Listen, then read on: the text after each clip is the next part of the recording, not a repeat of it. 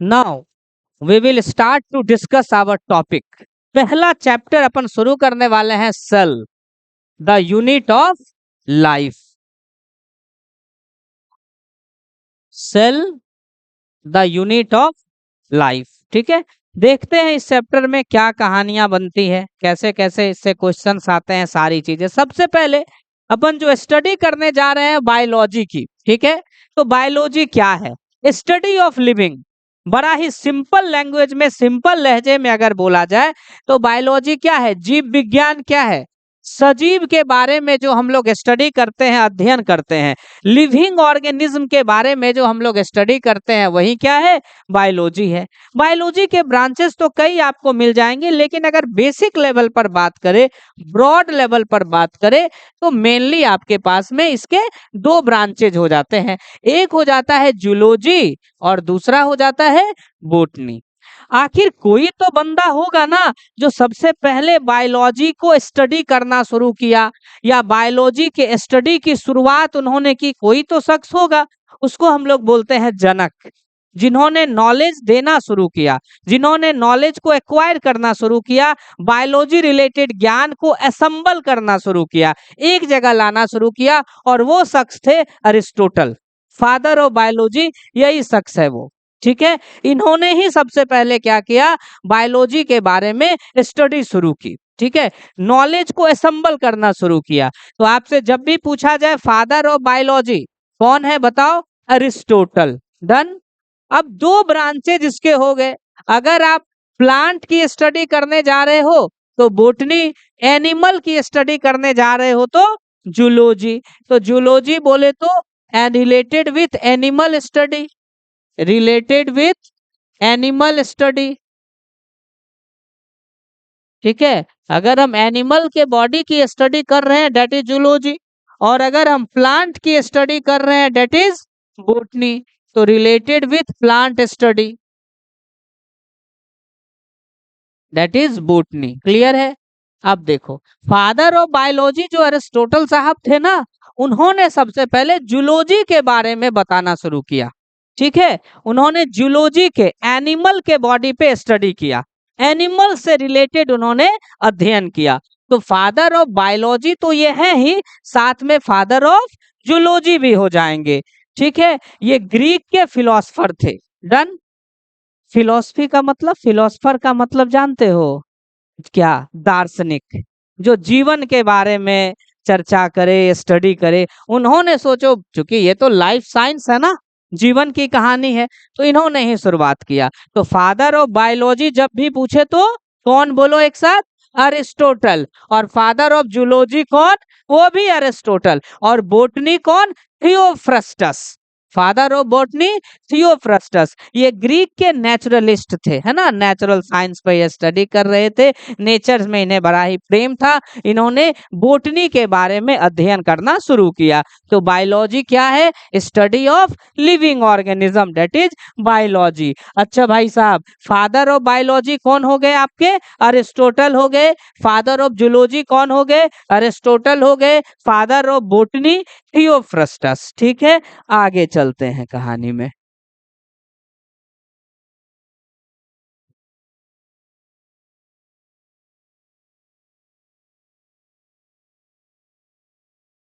चलो, बहुत ही काम की बातें हैं।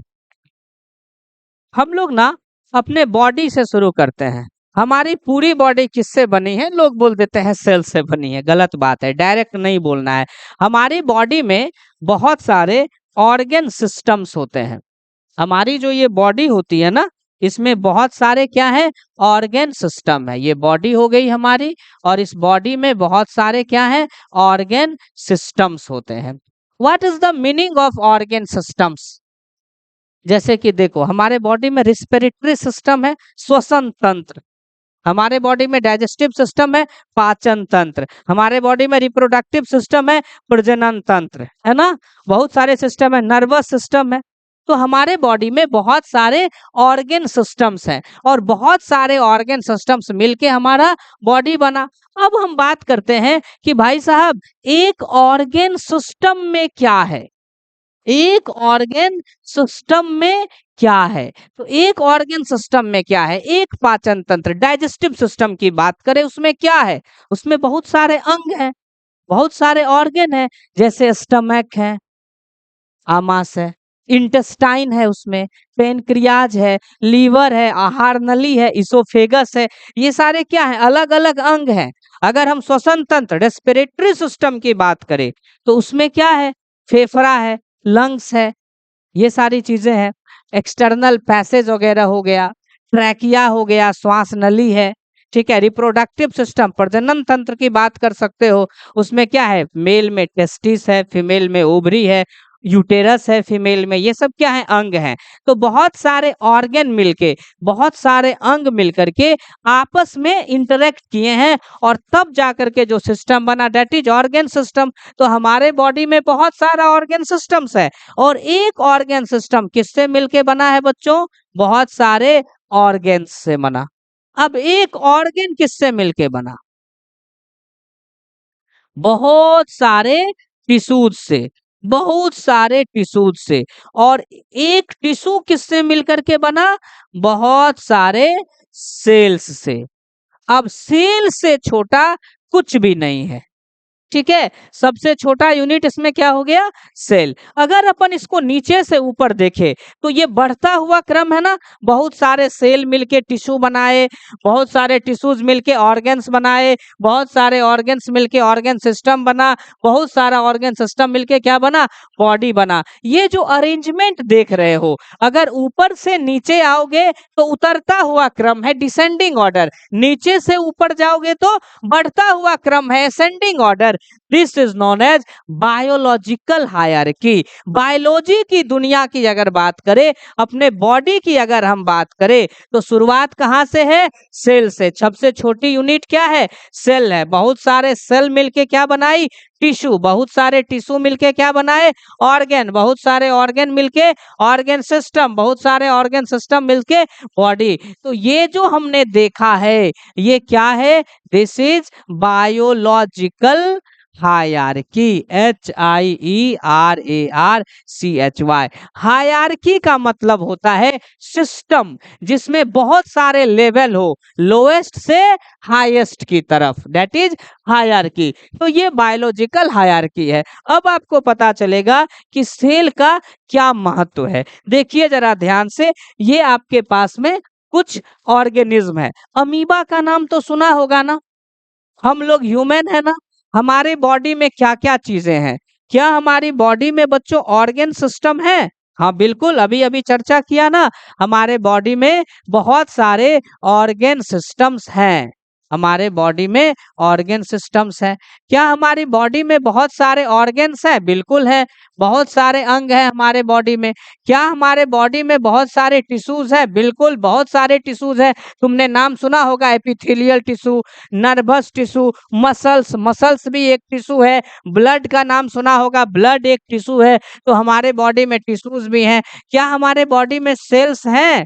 बिल्कुल, क्यों नहीं रहेंगे, बहुत सारे सेल्स हैं बॉडी में। तो सारी चीजें अपने बॉडी में है, तो हम लोग लिविंग है ना, हम लोग बिल्कुल, क्यों नहीं, हम लोग लिविंग है। प्लांट की बात करो, प्लांट के बॉडी की बात करो, दिस इज इंपॉर्टेंट, याद रखना।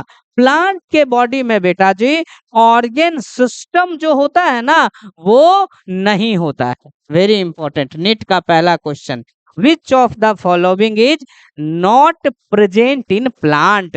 प्लांट में क्या नहीं पाया जाता है? Organ system. सुने हो क्या किसी प्लांट में पाचन तंत्र है, श्वसन तंत्र है, रिस्पिरेटरी सिस्टम है? ऐसा तो कुछ है नहीं।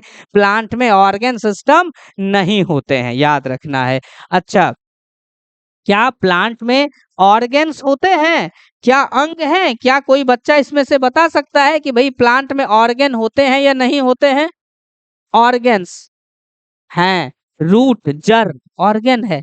पत्ती प्लांट की एक ऑर्गन है ना? तो ये सब प्लांट के ऑर्गन। फ्लावर, फ्लावर एक ऑर्गन है, अंग है। तो प्लांट में ऑर्गन्स होते हैं। क्या प्लांट में टिश्यूज होती है? बिल्कुल, क्यों नहीं होगी। Parenchyma tissue, collenchyma, sclerenchyma, xylem का नाम सुना होगा, एक टिश्यू है। फ्लोएम का नाम सुना होगा, एक टिश्यू है। मेरिस्टेमेटिक टिश्यू का नाम सुने होंगे तुम लोग, एपिकल, लैटरल, ये सब टिश्यू है। तो प्लांट में टिश्यूज पाई जाती है। क्या प्लांट के बॉडी में सेल है? बिल्कुल, प्लांट के बॉडी में सेल्स हैं। अब तीसरे एग्जाम्पल पे आ जाओ, हाइड्रा, नाम तो सुना होगा हाइड्रा का। क्या हाइड्रा के बॉडी में ऑर्गन सिस्टम मिलेगा तुम्हें? Is there any organ system in hydra? बहुत ही लोअर एनिमल है, बिल्कुल वहां पे ऑर्गन सिस्टम नहीं है। क्या आपको वहां पे ऑर्गन्स मिलेंगे? क्या हाइड्रा के शरीर में ऑर्गन है, अंग है? बिल्कुल नहीं है, बिल्कुल ऑर्गन्स डेवलप अभी नहीं किया है, बहुत लोअर एनिमल है वो। ठीक है, आगे आ जाओ। क्या टिश्यूज है हाइड्रा के बॉडी में? हाँ, ग्रुप ऑफ सेल तो हैं, टिश्यूज तो वहां पे आपको मिल जाएंगे। अच्छा भाई साहब, क्या वहां पे एक और चीज बता ही दीजिए, सेल्स हैं? बिल्कुल, सेल्स क्यों नहीं रहेंगे, सेल्स तो वहां पे मौजूद है ही है, कोशिकाएं तो है ही। उसके बाद आ जाओ अमीबा। क्या अमीबा के बॉडी में ऑर्गन सिस्टम दिखता है? बिल्कुल नहीं। अमीबा क्या है? एक सिंगल सेल है। अमीबा यूनिसेलुलर एनिमल होते हैं ना, अमीबा क्या है? यूनिसेलुलर एनिमल है। क्या इसमें ऑर्गन आपको मिलेंगे अमीबा के बॉडी में? बताओ, इज देयर एनी ऑर्गन? क्या कोई अंग मिलेगा? कहाँ से मिलेगा? अंग तो तब न बनेंगे, अंग तब न बनेंगे जब सेल्स रहेंगे, सेल से टिश्यू बनेगा, बहुत सारे टिश्यू मिल के ना ऑर्गन बनाएंगे। तो इसमें तो टिश्यू ही नहीं है, इसकी कहानी कैसे चल रही है? इसमें तो सिर्फ सेल है, तो यहाँ ऑर्गन भी नहीं है। क्या यहाँ टिश्यूज हैं? बिल्कुल भाई साहब नहीं है, यहाँ पे टिश्यूज भी नहीं है। क्या यहाँ पे सेल्स हैं? क्या कोशिकाएं हैं? हाँ, ये तो बहुत मजेदार क्वेश्चन किया सर आपने, यहाँ सेल्स है। अब देखो, इस कहानी से सीख ये मिल रही है कि ये 4 ऑर्गेनिज्म हमने दिया, amoeba, hydra, plant, human. Amoeba में देखो तो टिश्यू नहीं है, फिर भी जीवन है या नहीं है, लाइफ है या नहीं है? है, बंदा जिंदा है, कोई दिक्कत नहीं है। हाइड्रा में देखो तो टिश्यू है लेकिन ऑर्गन, ऑर्गन सिस्टम नहीं है, फिर भी जिंदा है। प्लांट में देखो तो ऑर्गन्स है, ऑर्गन सिस्टम नहीं है, लेकिन प्लांट लिविंग है, सजीव है। ह्यूमन में देखो सब कुछ है, यानी जहां जिंदगी है वहां पर कुछ हो चाहे ना हो, सेल जरूर है। समझ में आया? बिना टिश्यू के भी जिंदगी चल रही है, बिना ऑर्गन के भी जिंदगी चल रही है, बिना ऑर्गन सिस्टम के भी जिंदगी चल रही है, लेकिन बिना सेल के लाइफ पॉसिबल नहीं है। जहां लाइफ है वहां सेल है। इसीलिए बच्चों बोला जाता है सेल के बारे में कि cell is the fundamental structural and functional unit of living organism. ध्यान से सुनेंगे, सेल फंडामेंटल है, फंडामेंटल मतलब मौलिक, हर जगह है, जहां जिंदगी है वहां सेल है। स्ट्रक्चरल का मतलब हुआ बहुत सारे सेल मिलके एक स्पेशल स्ट्रक्चर बनाते हैं। कान की सेल मिलके कान का स्ट्रक्चर बनाया, आंख की सेल स्पेशल अरेंजमेंट करके आंख का स्ट्रक्चर बनाया। फंक्शनल, एक खास तरह से सेल अरेंज हुए ताकि एक खास फंक्शन मिल सके। हमारी कान का ये वाला जो पार्ट है, दिस इज पिन्ना, यह सेल्स इस तरह से अरेंज हुए। क्यों इस तरह से अरेंज हुए, क्या कारण है? ताकि हम साउंड वेव को कलेक्ट कर सके बाहर से। ठीक है, ये पिन्ना जितना बड़ा होगा उतना ज्यादा वेव का, साउंड का कलेक्शन और एनिमल बेहतर तरीके से कर सकता है। ठीक है, तो कहने का मतलब हुआ सेल क्या है? Fundamental structural and functional unit of living organism, सजीव के शरीर का। फंडामेंटल, फंडामेंटल का मतलब मौलिक, जो सब में है। Structural and functional unit, structural का मतलब रचनात्मक, फंक्शन का मतलब कार्यात्मक। जो सेल्स हैं वो सारे एनिमल में हैं, एक खास तरह से अरेंज होते हैं, एक खास स्ट्रक्चर देते हैं, बनावट देते हैं, और एक खास काम भी उस वजह से एनिमल कर पाता है, लिविंग ऑर्गेनिज्म कर पाता है, प्लांट कर पाता है। तो वही चीज क्या है? सेल है। तो cell is nothing but the fundamental, fundamental का मतलब क्या है? मौलिक, जो सब में हो। स्ट्रक्चरल का मतलब क्या है? रचनात्मक। ठीक है, फंक्शनल का मतलब क्या है? क्रियात्मक। मैं लिख देता हूं, कुछ बच्चे होंगे हिंदी मीडियम से, थोड़ा हेल्प मिल जाएगा। यूनिट का मतलब क्या है? इकाई। लिविंग ऑर्गेनिज्म का मतलब क्या है? सजीव। जितने भी सजीव हैं, है ना, सबके शरीर में तुम्हें क्या मिलेगा? सेल मिलेगा। जहां जिंदगी है वहां सेल है। Anything less than a complete structure of cell does not ensure independent existence. Cell से कम ऐसा कुछ भी नहीं है जो किसी भी जीव को स्वतंत्र अस्तित्व दे सकता है। अगर यहाँ की बात करें हम लोग, यहाँ की, तो यहाँ पे देखो क्या है, अमीबा में ऑर्गन सिस्टम नहीं है, ऑर्गन नहीं है, टिश्यू नहीं है, कोई दिक्कत नहीं है, जीवन चल रहा है ना यार, सेल है। यहाँ भी देखो हाइड्रा में ऑर्गन सिस्टम नहीं है, ऑर्गन नहीं है, टिश्यू है, सेल है, जीवन चल रहा है। यहाँ पे देखो ऑर्गन सिस्टम नहीं है, फिर भी जीवन चल रहा है, लेकिन सब में सेल जरूर है। तो कम से कम सेल होना ही चाहिए, तभी जाकर के लाइफ पॉसिबल है। तो हर जगह याद रखिएगा, जहां सेल है वहां जिंदगी है। Anything less than a complete structure of cell, cell से कम कुछ भी ऐसा नहीं है जो इंडिपेंडेंट एग्जिस्टेंस दे सकता है। इंडिपेंडेंट एग्जिस्टेंस का मतलब क्या हो गया? स्वतंत्र अस्तित्व।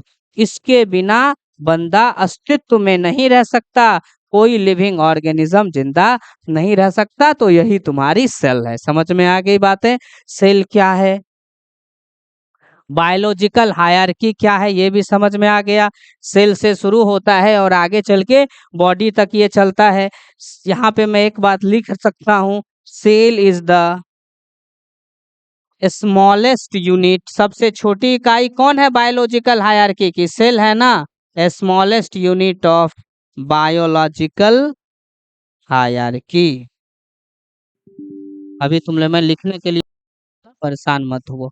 डन। इसके बाद चलते हैं अब हम लोग आगे। ये देखो, आखिर ये सब चीज जो हमें पता चला कि ठीक है भाई साहब, सेल कुछ होता है, ठीक है, तो आखिर कोई तो बंदा होगा ना यार जिसने डिस्कवरी की होगी, जिसे पहली बार सेल दिखा होगा। तो वो शख्स थे रॉबर्ट हुक। ईयर था 1665। बायोलॉजी का बंदा नहीं था, ये फिजिक्स का बंदा था, ठीक है, इंग्लिश फिजिसिस्ट। इन्होंने पहली बार सेल को अपने माइक्रोस्कोप में ऑब्जर्व किया था। उस समय का जो माइक्रोस्कोप था वो बिल्कुल भी डेवलप्ड माइक्रोस्कोप नहीं था, वो उतना डेवलप्ड माइक्रोस्कोप नहीं था। यही माइक्रोस्कोप था, ये तस्वीर, ठीक है, हर जगह आपको मिलेगी भी नहीं। सोचो 1665 के माइक्रोस्कोप की ये तस्वीर है, ठीक है। उस समय दुनिया कितने पीछे, कितना पीछे होगा। उस समय इन्होंने इसकी मदद से पहली बार प्लांट के बार्क को ऑब्जर्व किया। बार्क समझते हो? छाल, ठीक है, उसमें एक सेल होती है बेटा, कॉर्क बोलते हैं हम लोग उसको, ठीक है, कॉर्क। क्या बोलते हैं? कॉर्क। अभी बस सुनो कि वो सेल होती है, जैसे जैसे समय बीतेगा सेल के बारे में तुम जान जाओगे। तो इन्होंने सबसे पहले प्लांट में कौन से सेल को ऑब्जर्व किया? बोलो बेटा, कॉर्क सेल को इन्होंने ऑब्जर्व किया, जो एक्चुअली में कैसी होती है? डेड होती है, मरी हुई होती है। देखो इनको ऐसा दिखा था। तो ये जो छोटा छोटा छोटा छोटा कंपार्टमेंट देख रहे हो ना, यही कंपार्टमेंट का नाम उन्होंने क्या रखा? सेल रखा। छोटा कमरे के जैसा, रूम के जैसा, कंपार्टमेंट के जैसी व्यवस्था उन्हें माइक्रोस्कोप में दिखी थी। अपीयरेंस कैसा था, कैसा दिखा था? अपीयरेंस मतलब दिखना, कैसा दिखा था? कंपार्टमेंट की तरह उन्हें दिखा था। और उन्होंने किस सेल को ऑब्जर्व किया था? प्लांट के कॉर्क सेल को। तो दूसरा क्वेश्चन कि भैया सेल को किसने डिस्कवर किया? रॉबर्ट हुक ने। कब किया? 1665 में। इंपॉर्टेंट क्वेश्चन, क्या वो सेल लिविंग था? नहीं, डेड था। किस सेल को ऑब्जर्व किया? नाम याद रखना, कॉर्क सेल को ऑब्जर्व किया। कुछ इस तरीके की तस्वीर दिखी थी। ये हुए हमारे, देखो कितने उस समय में ये स्मार्ट थे, रॉबर्ट हुक, ठीक है। इससे क्लियर तस्वीर इनकी है ही नहीं कहीं भी, ठीक है। आगे चलते हैं। ये उनका माइक्रोस्कोप था। जो माइक्रोस्कोप उन्होंने यूज किया था बेटा, वो बहुत एडवांस नहीं था। ये लंदन का एक इंस्ट्रूमेंट मेकर था, क्रिस्टोफर कॉक नाम का। ये आप इसको रटेंगे नहीं, बस इंटरेस्ट के लिए, जानकारी के लिए। एनसीईआरटी में तो ये भी नहीं है कि पिताजी का नाम क्या है। इसका मतलब ये थोड़ी है कि हम भुला दे, नीट में तो वो भी नहीं आएगा कि आपकी मम्मी का नाम क्या है, इसका मतलब थोड़ी है कि भुला देना है। तो जानकारियां जरूरी है, नॉलेज जरूरी है। तो इनका जो माइक्रोस्कोप था, एक इंस्ट्रूमेंट मेकर था, औजार बनाने वाला बंदा था, क्रिस्टोफर कॉक, ठीक है। उन्होंने ही ये माइक्रोस्कोप तैयार किया था। सबसे बड़ी बात, इस माइक्रोस्कोप को इलस्ट्रेट किया गया, दिखाया गया रॉबर्ट हुक के किताब में, जिसका नाम है माइक्रोग्राफिया। वेरी इंपॉर्टेंट, पूछता है कि माइक्रोग्राफिया नाम की किताब किसने लिखी? रॉबर्ट हुक ने लिखी। समझ में आई बातें? अब तक के क्लास में कौन कौन सी जानकारी आपको मिली है? ये तो चलो हटाओ, यहां से चलो, यहां से। फादर ऑफ बायोलॉजी बोलो कौन? फादर ऑफ जूलॉजी कौन? फादर ऑफ बोटनी थियोफ्रस्टस, ठीक है। इसके बाद चलो आगे, सेल क्या है बता दिए, फंडामेंटल मतलब सब में है, structural and functional unit of living organism. Cell से छोटा ऐसा कुछ भी नहीं है जो हमें जिंदा रख सके, जो जिंदगी दे सके, ठीक है भाई साहब। बायोलॉजिकल हायरार्की का बेसिक यूनिट अगर पूछे तो कौन है बता दो? सेल है, ठीक है। अच्छा, इसके बाद आगे आपको इस एग्जाम्पल के माध्यम से हम ये समझाने की कोशिश किए कि सेल से छोटा ऐसा कुछ भी नहीं है जो इंडिपेंडेंट एग्जिस्टेंस, स्वतंत्र अस्तित्व आपको दे सके। तो जहां जिंदगी है वहां सेल होगा ही होगा, ठीक है। इसके बाद किसने सबसे पहले सेल को ढूंढा? रॉबर्ट हुक ने। कब ढूंढा था? 1665 में। उन्होंने प्लांट के कौन से सेल को ऑब्जर्व किया बेटा? कॉर्क सेल को। कैसा दिखा था? कमरे के जैसा, स्मॉल रूम कंपार्टमेंट के जैसा। वो कॉर्क सेल डेड है या लिविंग है? वो डेड सेल है, ठीक है। अच्छा, माइक्रोग्राफिया किताब किसने लिखी थी? रॉबर्ट हुक ने लिखी थी। चलो अब तुम इसको कॉपी पे उतारो। फोटो नहीं बनाना है, आपके मन में होगा कि सर फोटो क्या करे, है ना, वो नहीं बनाना है, बस लिखना है।